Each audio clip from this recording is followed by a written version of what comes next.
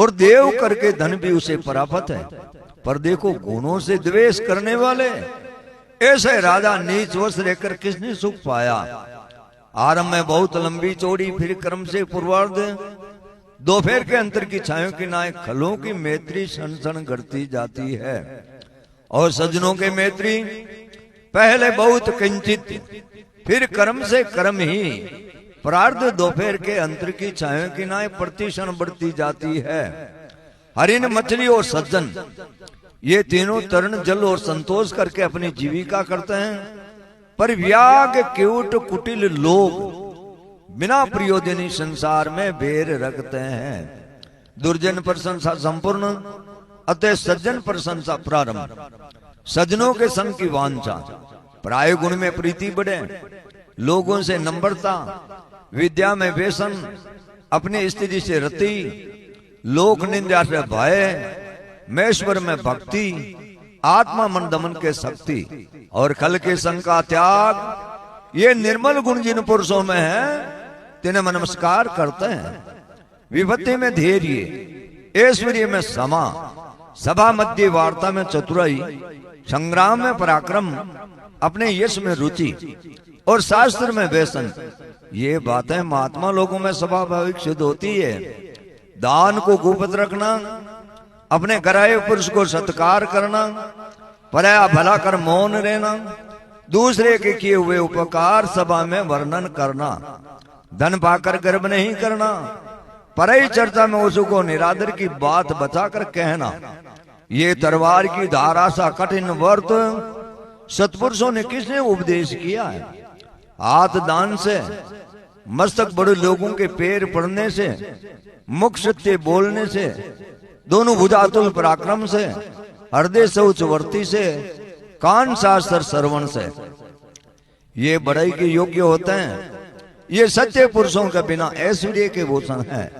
संपत्ति में महात्मा लोगों का चित्त कमल से भी कोमल रहता है और आपत्ति में पर्वत की बड़ी सी शिला के नाय कठिन हो जाता है। तपते लोहे पर जल का बूंद पड़ने से उसका नाम भी नहीं रहता। वही बूंद कमल के पत्थर पर पड़ने से मोती की सादृश्य से शोभित होता है। फिर वही बूंद सवाती नक्षत्र से, मेघ से समुद्र की सीप में पड़ने से मोती हो जाता है। इससे ये सिद्ध हुआ कि प्राय अध्यम, मध्यम और उत्तम गुण जो से संग्रह से ही होते हैं। जो अपने पिता को से चरित्र से प्रसन्न रखे वही पुत्र है। अपने पति का निरंतर हित चाहे वे स्त्री है। आपत्ति और सुख दोनों में समान भाव रखे वे मित्र है। जगत में ये तीनों पुण्यवान ही को मिलता है। एक देव को सेवन किया चाहिए, कैसे हो वहां शिव। एक मित्र किया चाहिए, राजा हो वहां तपस्वी। एक जगह वास करना चाहिए, नगर में हो वहां वन में। एक स्त्री से प्रीति हो वहां कंदारा से। नम्रता से पुरुष ऊंचे होते हैं और पर गुण कंतन करने से अपना गुण प्रसिद्ध करते हैं और निरंतर विस्तार पूर्वक पर कार्य करने से अपना कार्य संपादन कर लेते हैं और निंदक दुष्टों को अपनी समाही से दूषित कर देते हैं। ऐसे आश्रय साथ रहने वाले बहुमानीय संत लोग जगत में किसके पूजने नहीं है। जैसे फल होने से वृक्ष नरम होता है अथवा नवीन जल भरने से जैसे मेघ भूमि पर झुक जाते हैं, ऐसे ही सत्पुरुष संपत्ति पाके उदित नहीं होते हैं किंतु नमते हैं।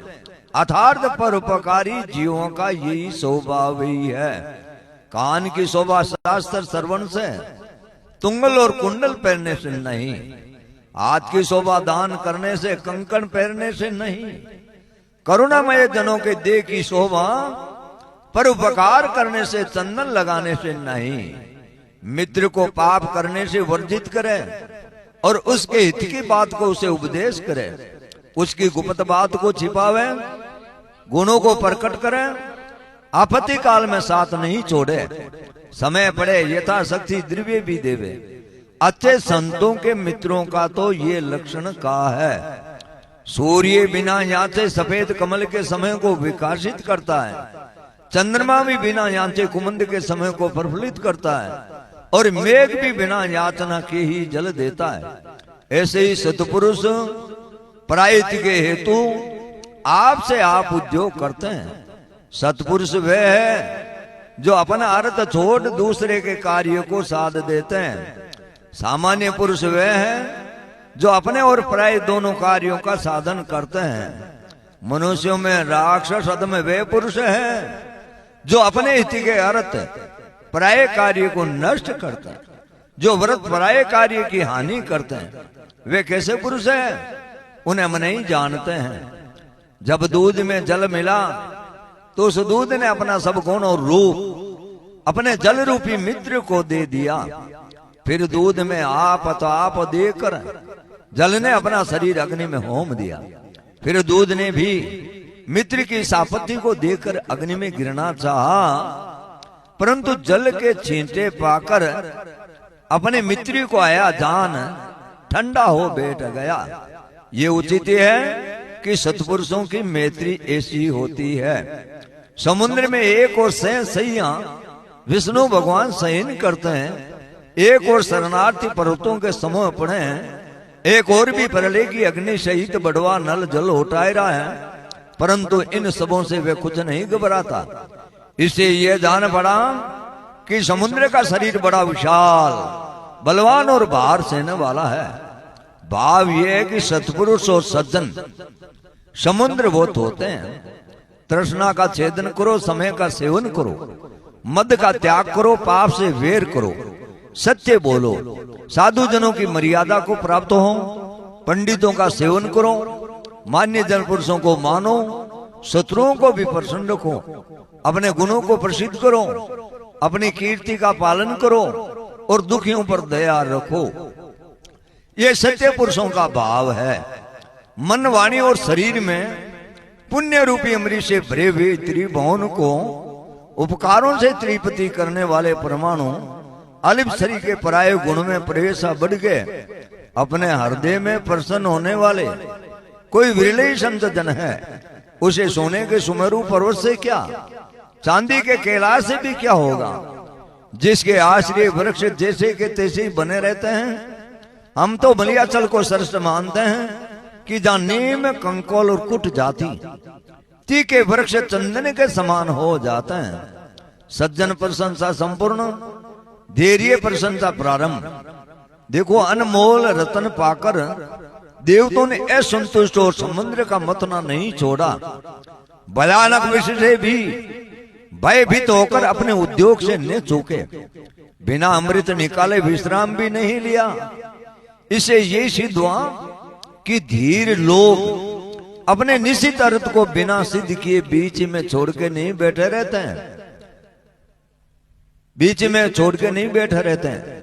कभी भूमि पर सो रहते हैं, कभी अच्छे पलंग पर भी सहन करते हैं, कभी गोदड़ी ओढ़ के दिन बिताते हैं, कभी अच्छे दिव्य वस्त्र धारण करते हैं, कभी साग भात ही खा के रह जाते हैं, कभी अच्छे चावल आदि पदार्थों का भोजन करते हैं। तात्पर्य ये कि कार्यार्थी विद्वान पुरुष सुख व दुख दोनों को नहीं गिनता है। ऐश्वर्य का भूषण सजनता, सूरता का वाक्ष्य अर्थात अभिमान का वतन नहीं सहना, ज्ञान का भूषण शांति, शास्त्र में व्यसन, धन को सुपात्र को देना, तपस्या का क्रोध नहीं करना, प्रभुता का समा, धर्म का भूषण निश्चलता है और अन्य सब गुणों का कारण एक शील है।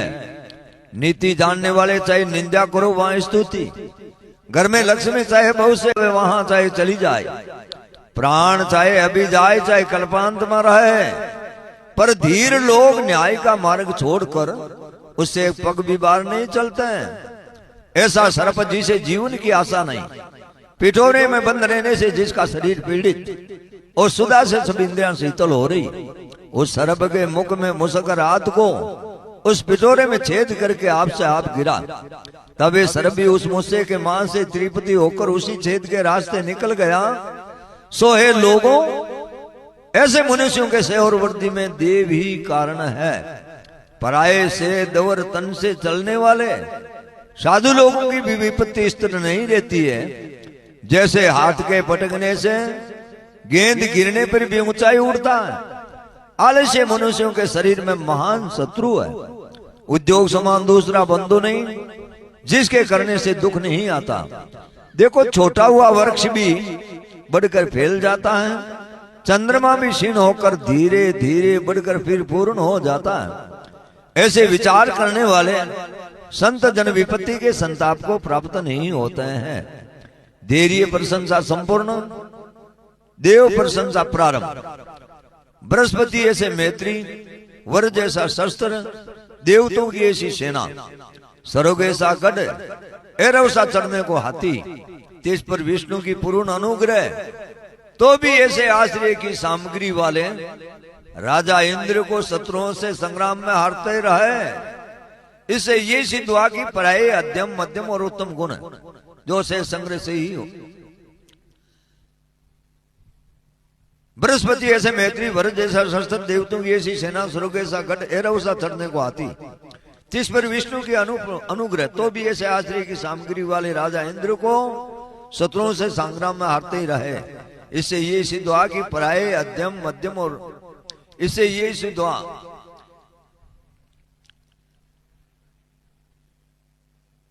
बिना देखे